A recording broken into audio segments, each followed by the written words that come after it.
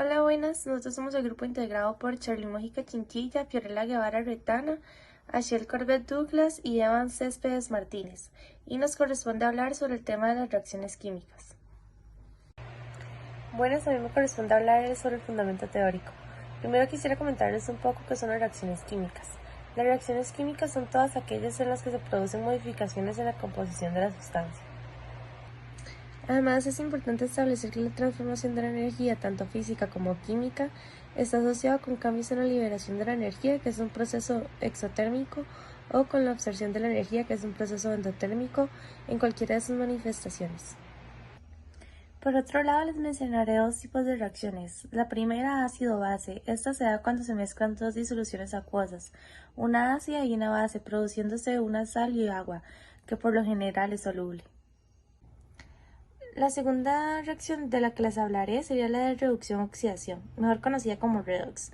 Las reacciones redox implican la transferencia de electrones entre las especies químicas participantes en el proceso. Una especie gana electrones y otra las pierde.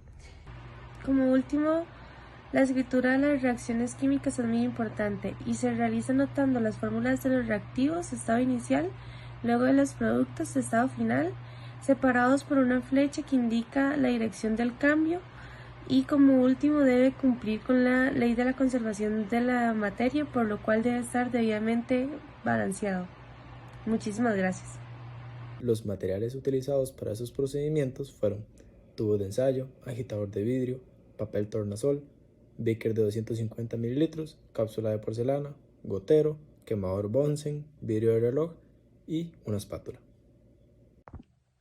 En el procedimiento para la primera parte se realizarán las reacciones de oxidación-reducción, mejor conocidas como redox, en el cual hay 3 experimentos.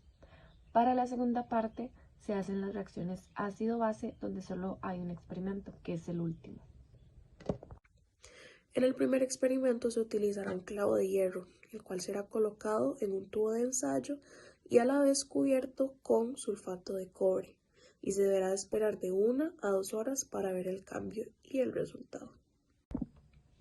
La primera parte de los experimentos son las reacciones redox, en donde está el experimento 1, que es desplazamiento de los metales, donde el clavo de hierro se encuentra en un tubo de ensayo con sulfato de cobre, que inicialmente tiene un color celeste, y conforme pasa el tiempo, ya sea 1 o 2 horas, se va aclarando el color del sulfato de cobre.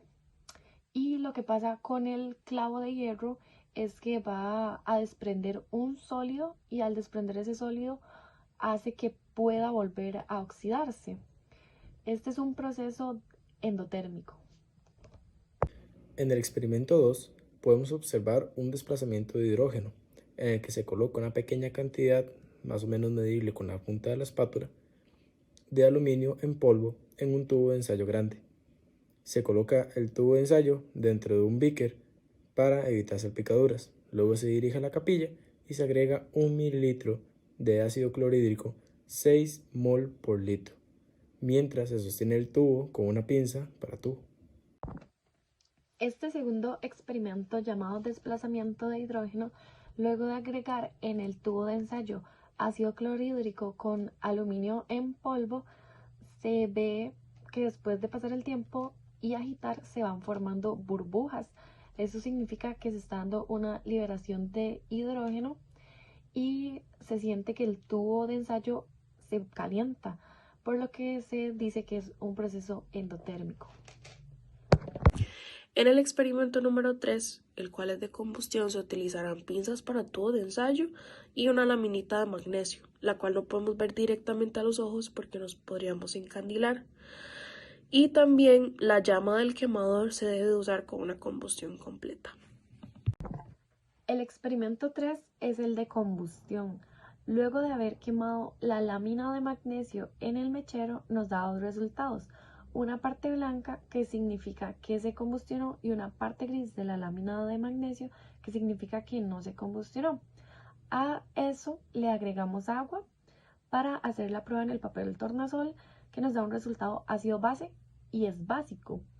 Para comprobarlo, a ese sólido le agregamos fenolftaleína y se torna de un color rosado, por lo que se comprueba que es básico. En la segunda parte tenemos reacciones ácido-base, en la que el experimento 4 dice medir con una probeta 3 mililitros de ácido clorhídrico a 0,50 mol por litro y se vierte en un tubo de ensayo limpio y seco. Posteriormente, probamos el ácido con papel tornasol rojo y azul, esto con ayuda de un agitador de vidrio.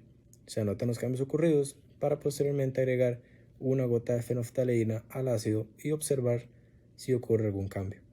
Seguidamente, medimos con una probeta 3 mililitros de hidróxido de sodio a 0,50 mol por litro y se colocan en una cápsula de porcelana igualmente limpia y seca.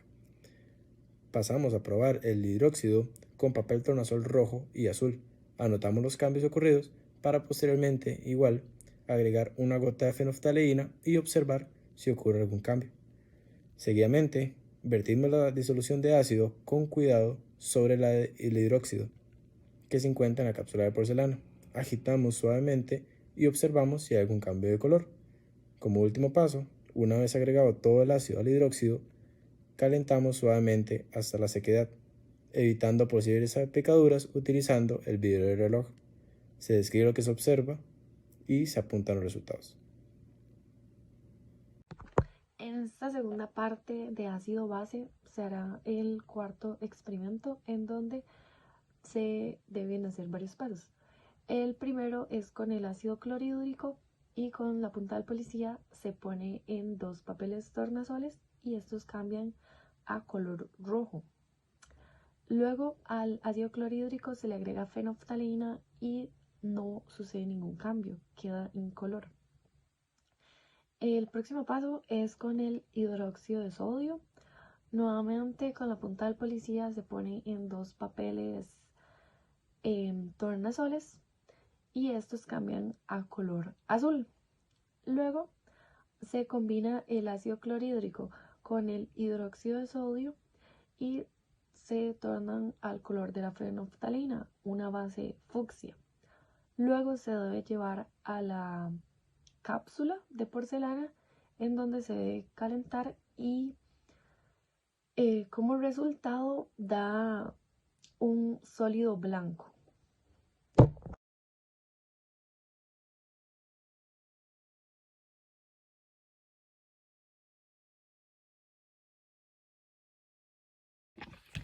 Con la realización de este trabajo se planteó inicialmente indagar qué reacciones químicas ocurrirían y también qué efectos notables podrían ser vistos en la materia.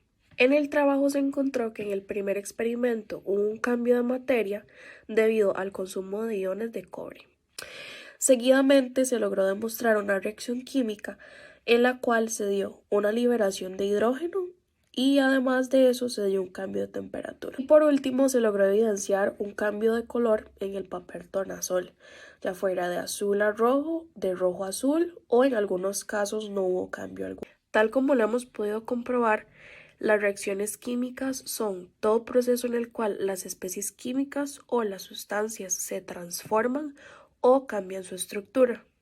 En la realización de cada uno de los pasos de este proceso logramos descubrir y también observar qué cambios e interacciones se daban, dando como finalidad los resultados anteriormente expuestos. Gracias.